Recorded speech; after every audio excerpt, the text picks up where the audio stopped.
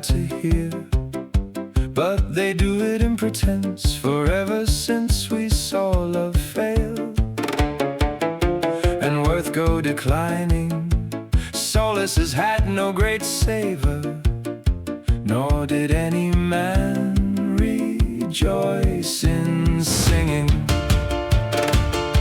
And if the worthy Lombard prize had consented to it, love would be utterly lost, and good deeds lost.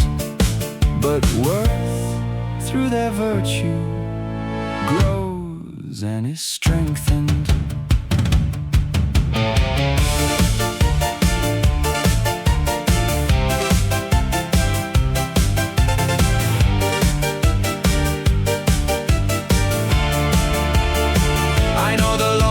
To be such that I do not wish any man to turn from joy or from song. Rather I wish to obey, firm and faithful, with good will, my lady, who puts me in care, and love, who goes burdening me. For both make the pretense that they wish to destroy me the more.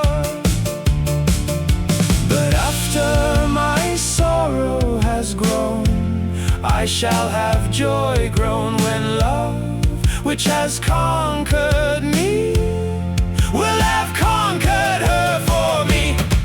Hey! Hey!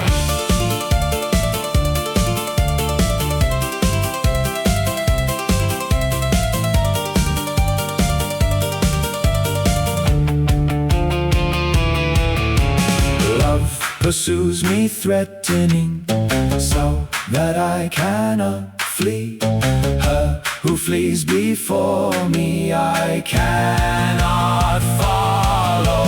Thus both go tormenting me, the one fleeing, the other chasing. For love, which goes troubling me, holds me, the other flees me and evades me. Who could heal me completely?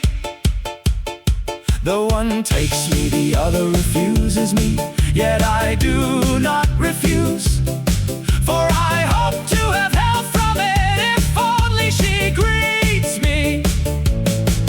My heart and my eyes make me suffer and languish in my heart by thinking, and my eyes by gazing upon her who goes far away from me. For seeing with my eyes my harm, I go here and there gazing at another who might lighten my affliction.